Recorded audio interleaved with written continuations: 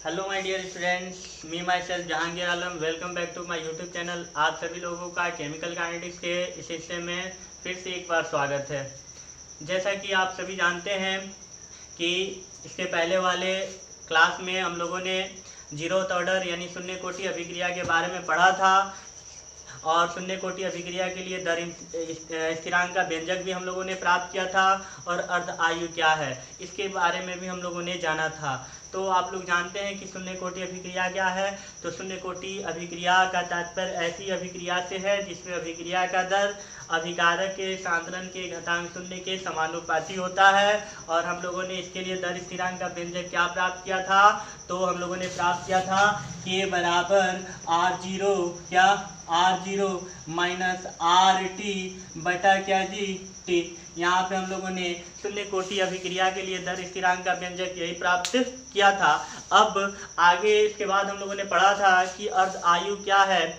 तो अर्ध आयु के बारे में हम लोगों ने पढ़ा था कि किसी भी अभिक्रिया के अर्ध पूरा होने में क्या, तो किसी भी अभिक्रिया के आधा पूरा होने में 50% पूरा होने में जितना समय लगता है उसे उस अभिक्रिया का अर्ध आयु या अर्ध जीवन काल कहते हैं। और उसको हम लोग टी हाफ द्वारा सूचित किया यानी करते थे। ठीक है। अब उसके बाद हम लोगों ने एक टॉपिक और पढ़ा था कि प्रमाणित करें क्या, प्रमाणित करें कि शून्य कोटि अभिक्रिया का जो अर्ध आयु होता है वह समानुपाती होता है उसके प्रारंभिक सांद्रण के, यानी उसके प्रारंभिक सांद्रता पे डिपेंड करता है। अब हम लोग टॉपिक को आगे बढ़ाते हैं। तो शून्य कोटि अभिक्रिया के बाद हम लोगों का अगला टॉपिक आता है फर्स्ट ऑर्डर रिएक्शन। क्या? First order reaction. ये जीरोथ ऑर्डर रिएक्शन है। First FIRST first order reaction. क्या? प्रथम कोटि की अभिक्रिया। क्या? प्रथम कोटि की अभिक्रिया क्या है? तो हम लोगों ने शून्य कोटि अभिक्रिया पढ़ा था कि शून्य कोटि अभिक्रिया एक अभिक्रिया है, ठीक है ना, एक अभिक्रिया है। यह शून्य कोटि की तब होगी जब इसका दर जो है वो अभिकारक के सांद्रण के घातांक शून्य के समानुपाती हो। यही ना हम लोग पढ़े थे। तो यह प्रथम कोटि की कब होगी? जब कोई, तो हम लोग दिमाग लगा सकते हैं कि प्रथम कोटि की यह अभिक्रिया तब होगी जब इस अभिक्रिया का जो दर है वह समानुपाती हो किसके? तो अभिकारक के सांद्रण के घातांक के शून्य के नहीं, क्या, पावर 1 के, घातांक 1 के समानुपाती हो। तो हम लोगों का परिभाषा निकल के ये आ जाएगा कि शून्य कोटि नहीं, यहाँ क्या, प्रथम कोटि। क्या? प्रथम कोटि की अभिक्रिया का तात्पर्य क्या? प्रथम कोटि की अभिक्रिया का तात्पर्य ऐसी अभिक्रिया से है। तो भाई कैसी अभिक्रिया से है? तो ऐसी अभिक्रिया से है जिसमें अभिक्रिया का दर, क्या, जिसमें अभिक्रिया का दर, रेट यानी कि दर, जिसमें अभिक्रिया का दर अभिकारक, इसको कहते हैं अभिकारक। और ये क्या है? सांद्रण यानी कंसंट्रेशन का मार्क है। अभिकारक क्या? अभिकारक के सांद्रण के घातांक 1 के, घातांक 1 के क्या होता है? समानुपाती होता है। तो आप लोगों ने देखा कि कैसे ये परिभाषा आसान हुआ। क्या? तो शून्य प्रथम कोटि की अगर शून्य कोटि की अभिक्रिया का अगर परिभाषा अगर आप लोगों के दिमाग में है तो सेम टू सेम हम लोग प्रथम कोटि को भी हम लोग डिफाइन कर सकते हैं, परिभाषित कर सकते हैं। जहाँ जहाँ शून्य था वहाँ प्रथम लगा देंगे यानी कि 1 लगा देंगे। हम लोग प्रथम कोटि की अभिक्रिया को हम लोग इसी तरह परिभाषित कर लेंगे। तो प्रथम कोटि की अभिक्रिया का तात्पर्य ऐसी अभिक्रिया से है जिसमें अभिक्रिया का जो दर है वह अभिकारक, इसको हम लोग क्या कहते हैं? अभिकारक कहते हैं दोस्तों। अभिकारक के सांद्रण के घातांक 1 के क्या हो? समानुपाती होता है। अब हम लोग इसको आगे बढ़ाते हैं। तो हम लोगों के एग्जाम की दृष्टि से ये भी जो है फर्स्ट ऑर्डर रिएक्शन जो है बहुत बार एग्जाम में पूछ चुका है, इसलिए इसको आप लोग ध्यान से देखिएगा। इसमें हल्का फुल्का थोड़ा सा इंट्रीगेशन का इसमें भी यूज है। आप लोग घबराए नहीं। 12th का जब आप लोग मैथ पढ़िएगा तो पूरा इंट्रीगेशन आप लोगों को पढ़ना है। जब आप लोग इंट्रीगेशन पढ़िएगा तो वहाँ ये टॉपिक आगे जाके जो यहाँ आगे हम बढ़ाने वाले हैं वो आराम से एकदम क्लियर हो जाएगा आप सभी लोगों का। ठीक है, तो आप घबराए नहीं। तो यहाँ पे हम लोगों को क्या करना है? प्रथम कोटि, तो आप लोगों के एग्जाम में क्वेश्चन किस तरह आएगा? तो आप लोगों के एग्जाम में पहले तो आप लोग ये हेडिंग बना लीजिएगा, इस तरह लिख लीजिएगा, लेकिन आप लोगों के एग्जाम में आएगा किस तरह क्वेश्चन, तो उसके लिए मैं आप लोगों को बता दे रहा हूँ, आप लोग इसको नोट कर लीजिएगा कि क्वेश्चन आता है कि प्रथम कोटि की अभिक्रिया क्या है, प्रथम कोटि की अभिक्रिया क्या है और इसके लिए दर स्थिरांक का व्यंजक प्राप्त करें। क्या? प्रथम कोटि की अभिक्रिया क्या है और इसके लिए दर स्थिरांक का व्यंजक प्राप्त करें। इसको आप लोग VBI MVBI भी कर सकते हैं। समझ में आया ना? तो ये इस तरह आता है क्वेश्चन, आप लोग लिख लीजिएगा क्वेश्चन। अब हम लोग आगे बढ़ते हैं इस टॉपिक में। तो प्रोपोर्शनल का चिन्ह हटाते हैं, तो आप सभी जानते हैं यहाँ पावर 1 हो या ना हो उससे तो कोई बात नहीं, अगर नहीं भी है तो समझते हैं हम लोगों को क्या समझना है कि पावर क्या है, 1 है। तो जब प्रोपोर्शनल का यानी कि समानुपाती का चिन्ह हटा के जब बराबर देते हैं तो आप सभी लोग जानते हैं कि इसकी जगह पर समानुपाती का चिन्ह हटाएंगे तो दर स्थिरांक आता है। क्या आता है? दर स्थिरांक। और दर स्थिरांक को हम लोग किसके द्वारा सूचित करते हैं? तो K के द्वारा सूचित करते हैं। उसके बाद क्या? Concentration of R। क्या? Concentration of R। रेट अगर इसके लिए लिखते हैं भाइयों, किसके लिए लिखते हैं? अभिकारकों के लिए लिखते हैं, तो -D कंसंट्रेशन ऑफ R होगा बटा dt होगा। अभिकारक के लिए सांद्रता निगेटिव लिखते हैं और प्रतिफल के लिए सांद्रता क्या लिखते हैं? पॉजिटिव लिखते हैं। तो रेट इसके लिए हम लोग क्या लिखेंगे? -dr बाई क्या? dt, dr by dt equal to क्या लिखेंगे? K concentration of R। इसको ध्यान से देखिए आप लोग, -D कंसंट्रेशन ऑफ क्या? R। अब इस R को, कंसंट्रेशन ऑफ R को यहाँ पे ला दिया जाए, इसका स्थान रिप्लेस कर दिया जाए, एक दूसरे का स्थान क्या कर दिया जाए? एक्सचेंज कर दिया जाए, अदला बदली कर दिया जाए। तो dt की जगह पर कंसंट्रेशन ऑफ R आ जाएगा और K कंसंट्रेशन ऑफ R की जगह पर dt चला जाएगा। अब इसके बाद हम लोग समाकलन कर देंगे, यानी क्या? इंटीग्रेशन कर देंगे। तो हम लोग इंटीग्रेशन करते हैं। देखिए इंटीग्रेशन का चिन्ह क्या होता है? तो इस तरह इंटीग्रेशन का चिन्ह होता है। इसको हम लोग इंटीग्रेट करते हैं, तो देखिए इंटीग्रेट इस तरह करते हैं। इंटीग्रेशन का सिंबल ये है। अब इंटीग्रेशन जब करते हैं तो 2 लिमिट लिया जाता है। अब यहाँ पे सांद्रण का लिमिट लेना है, तो ये प्रारंभिक जो है सांद्रण ले लेंगे और t समय के बाद जो सांद्रता बचती है वहाँ तक इंटीग्रेट करेंगे हम लोग। ठीक उसी तरह जिस तरह हम लोग शून्य कोटि अभिक्रिया में इंटीग्रेट किए थे, और इसका भी समय में भी हम लोग इंटीग्रेट क्या करेंगे? 0 से लेकर t समय तक हम लोग इसका इंटीग्रेट करेंगे, 0 से लेकर t तक। अब देखिए d concentration of R by concentration of R अगर इस तरह हो, इसके समान ये हो, तो जब इसका हम लोग इंटीग्रेट करते हैं, इसका हम इसके पहले वाले वीडियो में बता चुके हैं, इसका अगर इसी तरह नीचे भी अगर दिखलाई दे तो जब हम लोग इंटीग्रेट करते हैं, ये माइनस है, इसको तो माइनस रखेंगे ही, इंटीग्रेट करते हैं तो लंग आ जाता है। क्या आ जाता है? लंग। क्या आ जाता है? लंग। तो लंग क्या? कंसंट्रेशन ऑफ क्या? R। अब अपर क्या है जी? अपर है RT और नीचे वाला क्या है? लिमिट R0 है, बराबर क्या? K। क्या? K। ध्यान देना है, इसी के समान अगर ये हो तो क्या आ जाता है? लंग आ जाता है। क्या आ जाता है?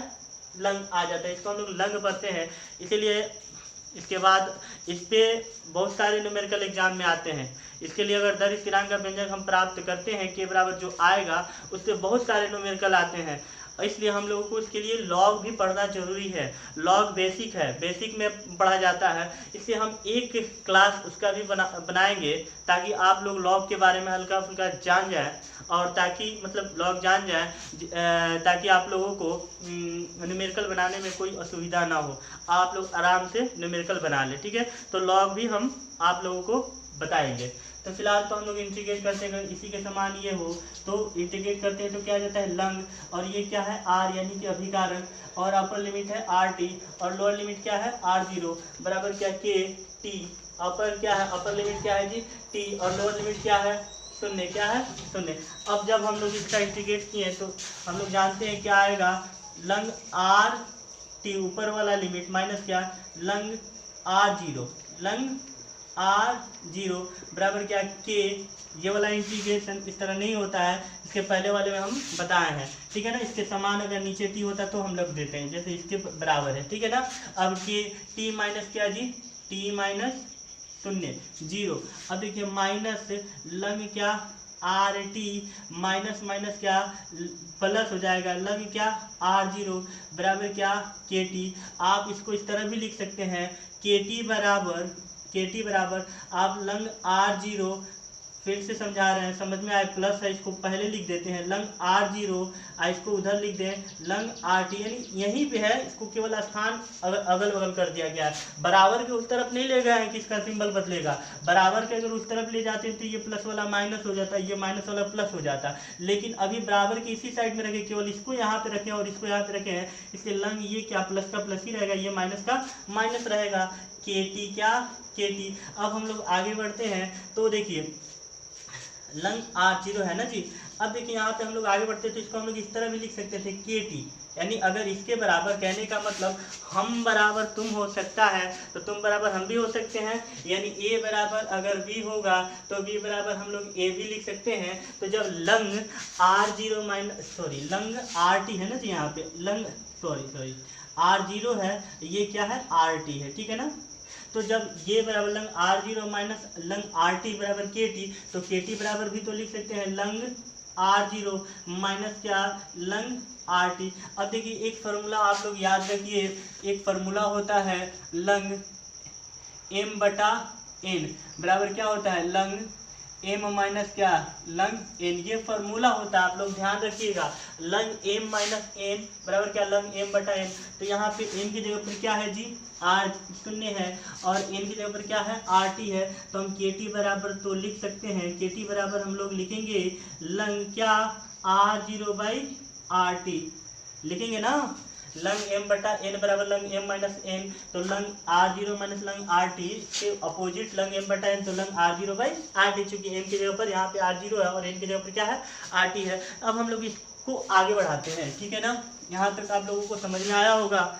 आगे देखिए, तो देखिए एक फार्मूला आप लोग को ध्यान में रखना है, एक फार्मूला आप लोगों को ध्यान में रखना है, अगर लंग को हमको लंग ए है, अगर इसको हमको लॉग में बदलना है, किसमें बदलना है लॉग में, ठीक है ना, ये हम आप लोगों को बताएंगे। लंग को लॉग में बदलना है, सेम टू सेम डिजिट हो, लंग को लॉग में बदलना हो तो एक यूनिट होता है 2.303, इससे हम लोग क्या कर देते हैं गुना कर देते हैं, क्या कर देते हैं गुना, यानी लंग को लॉग में बदलना हो, लंग को लॉग में बदलना हो तो 2.303 से क्या कर देते हैं मल्टीप्लाई कर देते हैं, गुना कर देते हैं। तो आप सोचिए अगर लंग को लॉग में बदलना हो KT बराबर हम क्या लिखते हैं, तो लंग को लॉग में बदलना हो तो क्या लिखते हैं जी, तो लॉग R0/RT तो होगा ही। देखिए लंग को लॉग में बदलना हो तो लंग को लॉग में बदल दिए और गुना किससे करेंगे 2.303 मल्टीप्लाई हो जाएगा लॉग R0 माइनस RT। अब के बराबर हम लोग क्या लिख लेंगे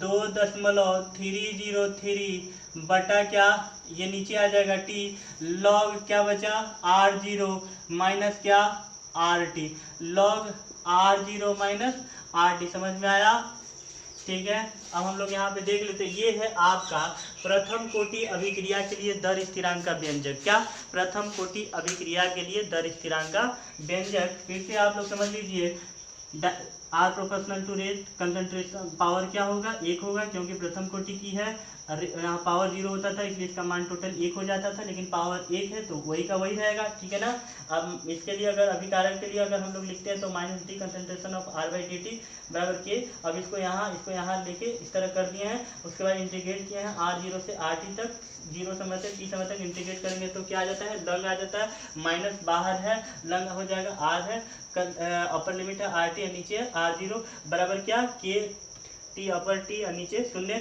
माइनस, अब हो जाता है RT minus R0 lung RT minus lung R0, ठीक है, माइनस हो जाएगा, माइनस माइनस प्लस हो जाएगा, ये क्या KT माइनस 0 तो इसका भी वैल्यू होगा नहीं, 0 हटा देंगे छोड़ देंगे, ये इसको यहाँ पे रख दिए, इसको यहाँ पे रख दिए, बराबर के उधर नहीं ले गए, इसलिए इसका जो प्लस माइनस का जो सिंबल है वो चेंज नहीं होगा, KT, अब KT बराबर ये लिख लेंगे और KT बराबर इसके बाद आगे बढ़ के ये जो होता है लंग को लंग में बदलना हो तो 2.303 तो गिना कर देते हैं। तो यहाँ पे T क्या है, समय है, R0 क्या है, R0 है प्रारंभिक सांद्रण,